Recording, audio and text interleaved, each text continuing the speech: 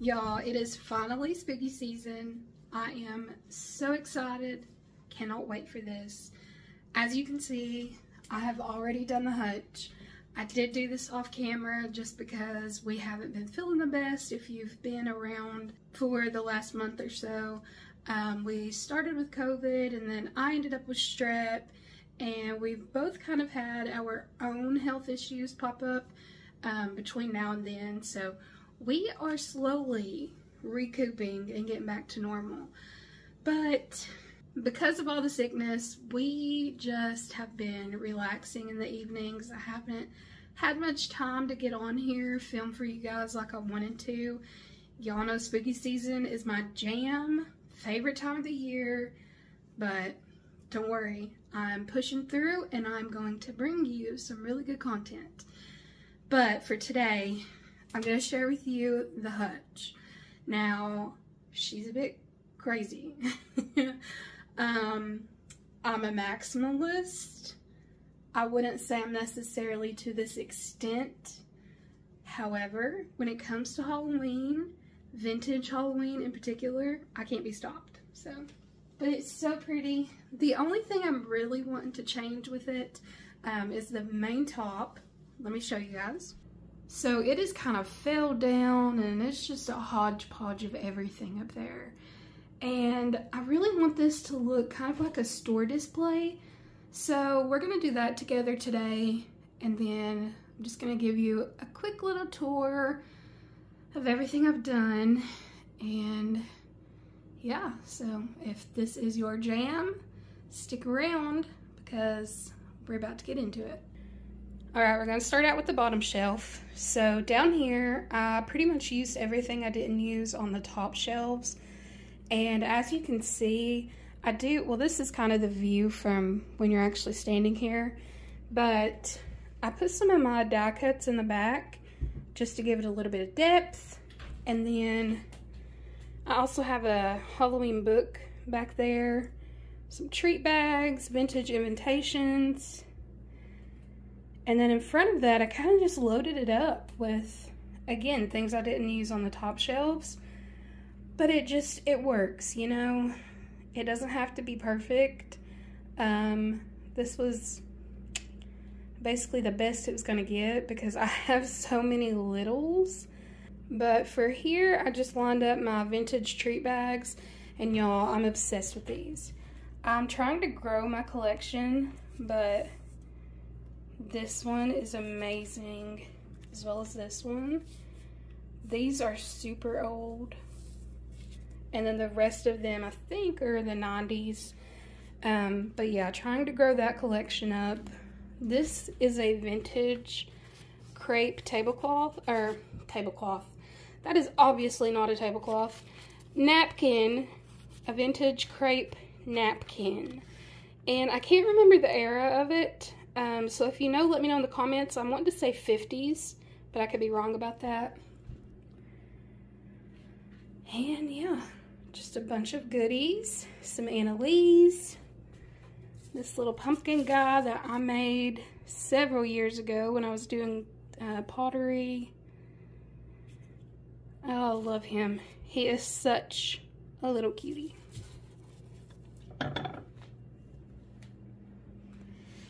Now, I do need to get some more tea lights because all the ones I have are already dead. If any of you know good tea lights that aren't that expensive that actually last, let me know in the comments because I really need to find some. So here on the second shelf, this is kind of like my vintage Halloween party shelf. I have a lot of my vintage Halloween cups and plates. Treat pails, I have cupcake rings, cake toppers, cookie cutters, pretty much everything you need for a Halloween party. Kind of displayed on this shelf. Now, because this is the middle shelf, you can kind of see the top and the bottom of everything. Your eyes just kind of drawn to directly in front of you. Because of that, I wanted to use some of my ironstone bowls and casserole dishes, vegetable dishes, to store a lot of my miniature pieces, like the little pumpkin petals, the cookie cutters,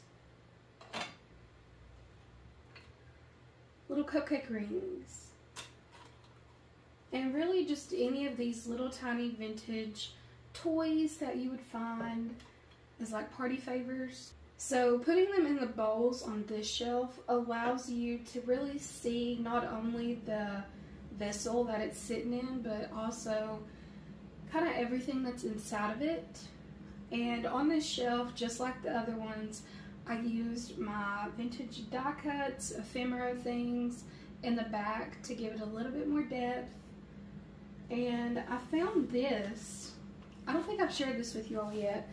This is from 2001, but it is this vintage costume sewing patterns. Y'all, I have looked for this, not this one specifically, but I have looked for some costume ones forever, and I haven't been able to find anything, so very happy that I found these. They are clowns, and fun fact, I have a fear of clowns, so I don't love that, but it goes with the vibe. And you all know that I love to sew, so I like having that little touch in there. And then I just have a little girly candle,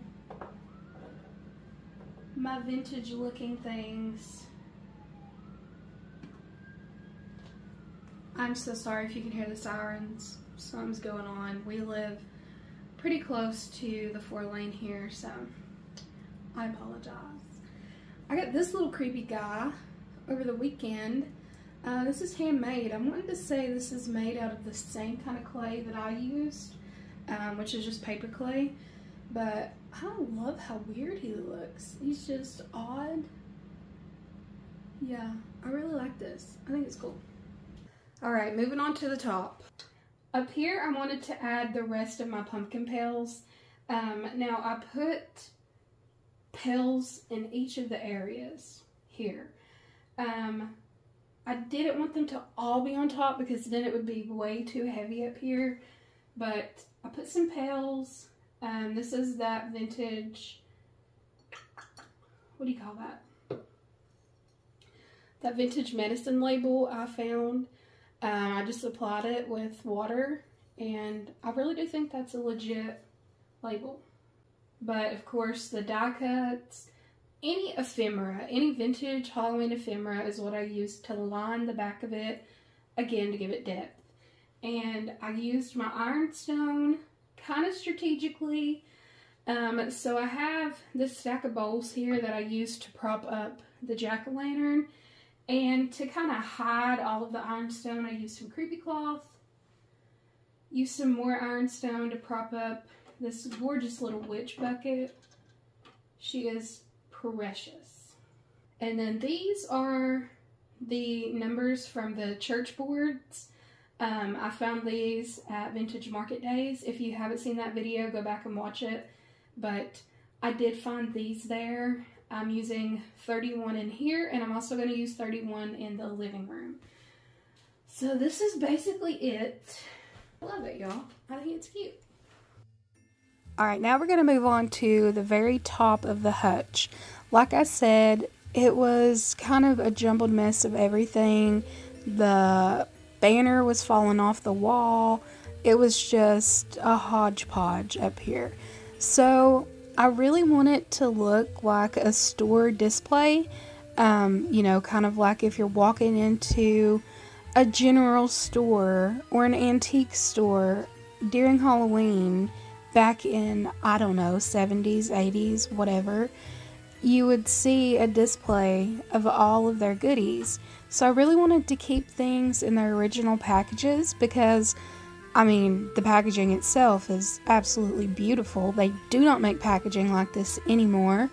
But I also wanted to keep, you know, some shopping bags that were Halloween themed, stuff like that. Just kind of make it look like it's put on display to sell to a consumer. And I think I did that. I love the way that it turned out. But here's just a sped up version of the process.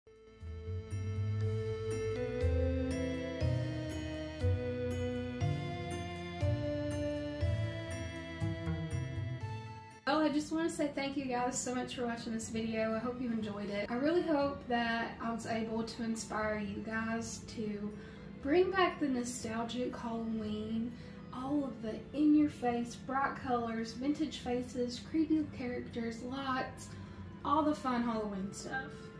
Whether you celebrate Halloween or not, you have to admit, it is so fun, so colorful. I love it. I really want Tyler and I to have a Halloween party this year, so we will see if that happens. If it does, I will share that with you all.